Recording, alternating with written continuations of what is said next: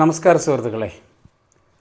Living റൂമുകളിൽ 500 watts അല്ലെങ്കിൽ 1000 watts Dolby digital എന്നൊക്കെ വലിയ അക്ഷരത്തിൽ ബോക്സിൽ എഴുതി വെച്ച് നമ്മളെയൊക്കെ കൊതിപ്പിച്ച പഴയ സോണി അല്ലെങ്കിൽ മറ്റേതെങ്കിലും ബ്രാൻഡിൻ്റെ home theatre in box HTIB നിങ്ങളുടെ പലരുടെ വീട്ടിലും കാണും. കാലം കഴിഞ്ഞപ്പോൾ ഇതിൻ്റെ AVR കേടായി കാണും. അപ്പോൾ നമ്മൾ വിചാരിക്കും ഇതിൻ്റെ സ്പീക്കറുകൾ നല്ലതാണല്ലോ, നമുക്കൊരു പുതിയ ഡെനൻ അല്ലെങ്കിൽ യമഹ AVR വാങ്ങി അതിലേക്ക് കണക്റ്റ് ചെയ്യാമെന്ന്. അപ്പോഴാണ് നമ്മൾ വിചാരിക്കാത്ത ഒരു വലിയ കെണി ഒളിഞ്ഞിരിക്കുന്നത് മനസ്സിലാകുന്നത്. ഈ ചെറിയ പ്ലാസ്റ്റിക് പെട്ടികൾ യഥാർത്ഥത്തിൽ നല്ല ശബ്ദമാണോ നൽകുന്നത്, അതോ നമ്മുടെ തലച്ചോറിനെ ഈ കമ്പനികളൊക്കെ കൂടി ശാസ്ത്രീയമായി പറ്റിക്കുകയാണോ? ഇത് നമ്മൾ സംസാരിക്കുന്നത് HTIB സിസ്റ്റങ്ങളുടെ പിന്നിലെ കബളിപ്പിക്കലുകളെക്കുറിച്ചും ഇത് നേടുന്നതിന് വേണ്ടി അവരുപയോഗിക്കുന്ന അക്വസ്റ്റിക് സയൻസിനെ കുറിച്ചുമാണ്. HTIB പാക്കേജുകളിൽ വരുന്ന സബ്വൂഫറുകൾ നിങ്ങൾ ശ്രദ്ധിച്ചിട്ടുണ്ടായിരിക്കും. അവയുടെ ഡ്രൈവറുകൾ ചെറുതും ഭാരം കുറഞ്ഞതുമായിരിക്കും. ശരിക്കുള്ള ഒരു ഹോം തിയേറ്ററിലെ ആഴമേറിയ ബേസ് എന്നത് 30 ഹെർട്സ് തൊട്ട് 40 ഹെർട്സ് വരെ ആയിരിക്കും. ഈ ആവൃത്തിയുള്ള തരംഗങ്ങളെ വായുവിൻ്റെ ചലനം നടത്തി ശബ്ദം പുറപ്പെടുവിക്കാൻ ഈ ചെറിയ സബ്വൂഫറുകൾക്ക് കഴിയില്ല എന്നുള്ളതാണ് വാസ്തവം. ഇവിടെയാണ് കമ്പനികൾ ഞാൻ നേരത്തെ പറഞ്ഞ വലിയ സൈക്കോ അക്വസ്റ്റിക് ട്രിക്ക് പുറത്തെടുക്കുന്നത്. ഇതിനെ ഫാൻഡം ഫണ്ടമെൻ്റൽ അല്ലെങ്കിൽ മിസ്സിംഗ് ഫണ്ടമെൻ്റൽ ഇഫക്റ്റ് എന്നാണ് വിളിക്കുന്നത്. അപ്പോൾ നിങ്ങളിൽ പലർക്കും ഒരു സംശയം തോന്നാം, ഹേയ്, ഞാൻ എൻ്റെ വീട്ടിലെ ചെറിയ 6 ഇഞ്ച് സബ്വൂഫറുള്ള സ്പീക്കറിൽ മൊബൈൽ ഫോൺ വഴി ഒരു 40 ഹെർട്സ് ടോൺ അല്ലെങ്കിൽ 30 ഹെർട്സ് ടോൺ ബ്ലൂടൂത്ത് വഴി പ്ലേ ചെയ്ത് നോക്കിയിട്ടുണ്ട്. എനിക്കത് കൃത്യമായി കേൾക്കാൻ പറ്റുന്നുണ്ട്. പിന്നെ എങ്ങനെയാണ് സ്പീക്കറിന് ഈ 40 ഹെർട്സ് ഉണ്ടാക്കാൻ കഴിയില്ല എന്ന് പറയുന്നത്? ഇവിടെയാണ് നമ്മൾ സയൻസ് മനസ്സിലാക്കേണ്ടത്. ഉയർന്ന ലൗഡ്നെസ്സിൽ, അതായത് SPL-ൽ കാര്യമായ ഡിസ്റ്റോർഷൻ ഇല്ലാതെ ഒരു സാധാരണ 6 ഇഞ്ച് സബ്വൂഫറിന് 30 ഹെർട്സ് ഉൽപ്പാദിപ്പിക്കാൻ കഴിയില്ല. നിങ്ങളവിടെ കേൾക്കുന്നത് പ്യുവറായ 40 ഹെർട്സ് ശബ്ദമല്ല.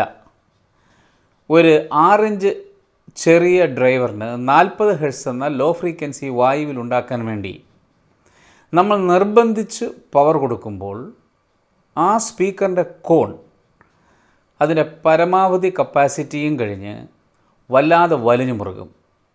എന്തായിരിക്കും അതിൻ്റെ ഫലം?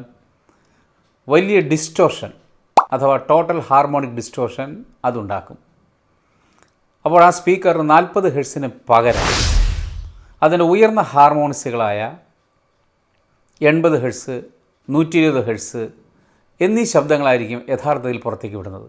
ചെറിയ ലൗഡ്നെസ്സിൽ 40 ഹെർട്സ് ഉണ്ടാകുന്നുണ്ടായിരിക്കാം, പക്ഷേ അതായിരിക്കില്ല ഡോമിനേറ്റിംഗ് ആയി നാം കേൾക്കുന്നത്. പകരം ഈ 80 ഹെർട്സും 120 ഹെർട്സും ഒക്കെ ആയിരിക്കും.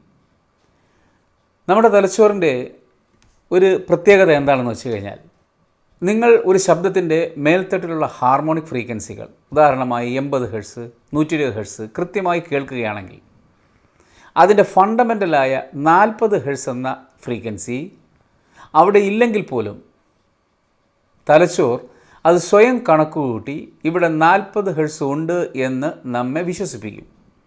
സോണി പോലുള്ള ബ്രാൻഡുകൾ അവരുടെ ഡിജിറ്റൽ സിഗ്നൽ പ്രോസസ്സിംഗ് വഴി ഈ ട്രിക്കാണ് ഉപയോഗിക്കുന്നത്. ആ ചെറിയ സബ്വൂഫറിന് യഥാർത്ഥ ലോ ബേസ് ഉണ്ടാക്കാൻ കഴിയില്ല. അതുകൊണ്ട് അവർ അതിൻ്റെ അപ്പർ ഹാർമോണിക്സിനെ 80 ഹെർട്സ്, 120 ഹെർട്സ് എന്നിവ കൃത്രിമമായി ബൂസ്റ്റ് ചെയ്യും. അപ്പോൾ സ്പീക്കർ സിസ്റ്റം ശരിക്കും പുറപ്പെടുവിക്കാത്ത ഒരു ആഴമേറിയ ബേസ് ശബ്ദം നമ്മുടെ തലച്ചോർ ഉള്ളിൽ സങ്കല്പിച്ചുണ്ടാക്കും. കേൾക്കുമ്പോൾ അടിപൊളിയാണെന്ന് നമുക്ക് തോന്നും, പക്ഷേ അത് നിങ്ങളെ നെഞ്ചിൽ തട്ടുന്നതോ നിങ്ങളുടെ റൂമിനെ കുലുക്കുന്നതോ ഉള്ള ഒരു അനുഭവം ഒരിക്കലും നൽകില്ല. മാത്രമല്ല, ഇതുമൂലം ലിസണിംഗ് ഫറ്റീഗും ഉണ്ടാകും. ചെറിയ സ്പീക്കറുകളിൽ ഈ ഇഫക്റ്റ് സൃഷ്ടിക്കാൻ ഉപയോഗിക്കുന്ന അമിതമായ ഹാർമോണിക്സും ഡിസ്റ്റോർഷനും ദീർഘനേരം കേൾക്കുമ്പോൾ കേൾവി ക്ഷീണം, ഞാൻ നേരത്തെ പറഞ്ഞ ലിസണിംഗ് ഫറ്റീഗ് ഉണ്ടാകാം. എന്നാൽ യഥാർത്ഥ ലോ ഫ്രീക്വൻസി ബേസ് കുറഞ്ഞ ഡിസ്റ്റോർഷനോടെ പുനരുൽപ്പാദിപ്പിക്കുന്ന നല്ല സബ്വൂഫർ സാധാരണയായി കൂടുതൽ സ്വാഭാവികവും കുറവ് ക്ഷീണമുണ്ടാക്കുന്നതുമായ അനുഭവം നൽകും. പല വില കുറഞ്ഞ HTIBകളിലും സാറ്റലൈറ്റ് സ്പീക്കറിന് പലപ്പോഴും 2-3 ഇഞ്ച് വ്യാസം മാത്രമേ ഉണ്ടാകൂ. ഈ സോണി സാറ്റലൈറ്റ് സ്പീക്കറിൻ്റെ ഡ്രൈവറാണ്. 2.5 ഇഞ്ചാണ് ഇതിൻ്റെ വലുപ്പം. നല്ല ലൗഡ്നെസ്സിൽ അവയ്ക്ക് 150-200 ഹെർട്സിൽ താഴെയുള്ള ഫ്രീക്വൻസികൾ പുനർനിർമ്മിക്കാൻ കഴിയില്ല. ഇതിന് പരിഹാരമായി നിർമ്മാതാക്കൾ സബ്വൂഫർ ക്രോസ് ഓവർ വളരെ ഉയർന്ന രീതിയിൽ സജ്ജമാക്കിയിരിക്കും. ഉദാഹരണമായിട്ട് 150-200 ഹെർട്സിലായിരിക്കും സബ്വൂഫർ ക്രോസ് ഓവർ ഫ്രീക്വൻസി അവർ സജ്ജമാക്കുന്നത്. അതിനാൽ സബ്വൂഫർ ഒരു 80 ഹെർട്സിന് താഴെ പ്രവർത്തിക്കുന്നതിന് പകരം ബേസിന് മുകളിലുള്ള ഫ്രീക്വൻസികൾ കൂടി പ്ലേ ചെയ്യുന്നു. ഇത് പുതിയ പ്രശ്നങ്ങൾ സൃഷ്ടിക്കും. പുരുഷ ശബ്ദത്തിൻ്റെ അടിസ്ഥാന ആവൃത്തി എന്നത് സാധാരണയായിട്ട് 85-180 ഹെർട്സ് വരെയാണ്. ഇപ്പോൾ ഇത് സബ്വൂഫറിൽ നിന്നാണ് വരുന്നത്. ബാക്കിയുള്ളതാകട്ടെ സെൻട്രൽ സ്പീക്കറിൽ നിന്നുമാണ്. അതുകൊണ്ട് ശബ്ദങ്ങൾക്ക് സ്വാഭാവികത കുറയുന്നു. ഏകദേശം 100-120 ഹെർട്സിന് മുകളിലുള്ള താഴ്ന്ന ഫ്രീക്വൻസി ശബ്ദങ്ങൾ കൂടുതൽ ഡയറക്ഷണൽ സ്വഭാവം കാണിക്കുന്നതിനാൽ അവ എവിടെ നിന്നാണ് വരുന്നതെന്ന് നമ്മുടെ ചെവിക്ക് എളുപ്പത്തിൽ തിരിച്ചറിയാൻ കഴിയും. അതിനാൽ ശബ്ദം സ്ക്രീനിൽ നിന്നല്ല, മറിച്ച് സബ്വൂഫർ വച്ചിരിക്കുന്ന സ്ഥലത്ത് നിന്നാണ് വരുന്നതെന്ന് നമുക്ക് തോന്നാം. ഇത് സ്ക്രീനിൽ കാണുന്ന ദൃശ്യവും നാം കേൾക്കുന്ന ശബ്ദവും തമ്മിൽ ഒരു ഡിസ്കണക്റ്റ് ഉണ്ടാക്കി സിനിമയുടെ യാഥാർത്ഥ്യ അനുഭവം കുറയ്ക്കും. 80 ഹെർട്സിന് താഴെയുള്ള സബ്വൂഫറിൽ നിന്നുണ്ടാകുന്ന ശബ്ദത്തിൻ്റെ ഉറവിടം തിരിച്ചറിയാൻ നമുക്ക് കഴിയില്ല. ഇനി ഇതിലെ ലെഫ്റ്റ്, റൈറ്റ്, സെൻറ്റർ സ്പീക്കറുകളൊന്ന് ശ്രദ്ധിക്കുക. മിക്ക HDI ബേസ് സിസ്റ്റങ്ങളിലും ഇവ ചെറിയ പ്ലാസ്റ്റിക് എൻക്ലോഷറുകളായിരിക്കും. നല്ല ഹൈഫൈ സ്പീക്കറുകളിൽ ഉപയോഗിക്കുന്ന MDF അല്ലെങ്കിൽ മറ്റ് കരുത്തുറ്റ ക്യാബിനറ്റുകളെ അപേക്ഷിച്ച് പ്ലാസ്റ്റിക്കിന് വൈബ്രേഷനുകളെ നിയന്ത്രിക്കാനുള്ള റിജിഡിറ്റി കുറവാണ്. അതുകൊണ്ട് ഉയർന്ന വോളിയത്തിൽ ക്യാബിനറ്റ് റെസൊണൻസ് വർദ്ധിക്കുകയും ശബ്ദത്തിൻ്റെ വ്യക്തതയെ അത് പ്രതികൂലമായി ബാധിക്കുകയും ചെയ്യാം. അതുപോലെ ചെലവ് കുറയ്ക്കാനായി ഇത്തരം സ്പീക്കറുകളിൽ വളരെ ലളിതമായ ക്രോസ് ഓവർ നെറ്റ്വർക്കായിരിക്കും ഉപയോഗിക്കുന്നത്. ചില മോഡലുകൾ ഇതുപോലെ വെറുമൊരു കപ്പാസിറ്റർ മാത്രം ഉപയോഗിച്ചുള്ള അടിസ്ഥാന ഹൈപാസ് ഫിൽട്ടറായിരിക്കും ട്വീറ്ററിനായി നൽകിയിരിക്കുന്നത്. ഇതുമൂലം ഡ്രൈവറുകളുടെ ഫ്രീക്വൻസി വിഭജനം ഒരു മികച്ച ഹൈഫൈ സ്പീക്കറിലേതുപോലെ കൃത്യമാകണമെന്നില്ല. ഇനി മറ്റൊരു പ്രധാന കാര്യം അവയുടെ 3 ഓം ഇമ്പിഡൻസാണ്. സാധാരണയായി വിപണിയിൽ ലഭിക്കുന്ന നല്ല ഹൈഫൈ സ്പീക്കറുകൾ കൂടുതലും 6 ഓം അല്ലെങ്കിൽ 8 ഓം ഇമ്പിഡൻസ് ഉള്ളവയാണ്. എന്നാൽ ചില HDIV സിസ്റ്റങ്ങളിൽ 3 ഓം സ്പീക്കറുകളാണ് ഉപയോഗിച്ചിരിക്കുന്നത്. കുറഞ്ഞ വോൾട്ടേജിൽ പ്രവർത്തിക്കുന്ന ചെറിയ ക്ലാസ് D ആംപ്ലിഫയറുകളിൽ നിന്ന് കൂടുതൽ ഔട്ട്പുട്ട് ലഭിക്കാനാണ് ഈ കുറഞ്ഞ ഇമ്പിഡൻസ് ഉള്ള സ്പീക്കർ ഉപയോഗിക്കുന്നത്. പക്ഷേ ഇവിടെ ഒരു പ്രധാന പരിമിതിയുണ്ട്. ഇത്തരത്തിലുള്ള 3 ഓം സ്പീക്കറുകൾ നേരിട്ടൊരു സ്റ്റാൻഡേർഡ് ഡെനൻ അല്ലെങ്കിൽ യമഹ AVRലേക്ക് കണക്ട് ചെയ്യുന്നത് എല്ലായ്പ്പോഴും സുരക്ഷിതമായിരിക്കണമെന്നില്ല. കാരണം മിക്ക AV റിസീവറുകളും 6 ഓം അല്ലെങ്കിൽ 8 ഓം ലോഡുകൾ പരിഗണിച്ചാണ് ഡിസൈൻ ചെയ്തിരിക്കുന്നത്. 3 ഓം ലോഡിൽ ആംപ്ലിഫയറിന് കൂടുതൽ കറണ്ട് നൽകേണ്ടി വരും.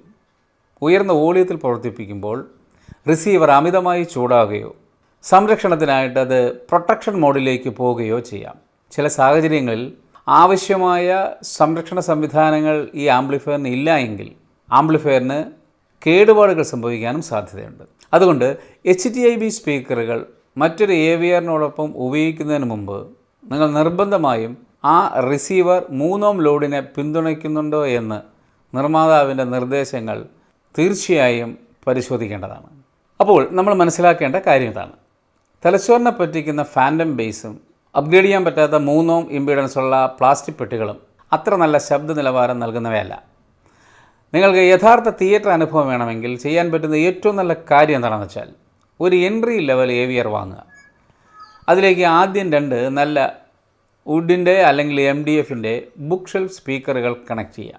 പിന്നീട് പണം വരുന്നതനുസരിച്ച് നിങ്ങൾക്ക് സെൻറ്റർ സ്പീക്കറും സറൗണ്ട് സ്പീക്കറും സബ്വൂഫറും വാങ്ങി സിസ്റ്റം അപ്ഗ്രേഡ് ചെയ്യാം.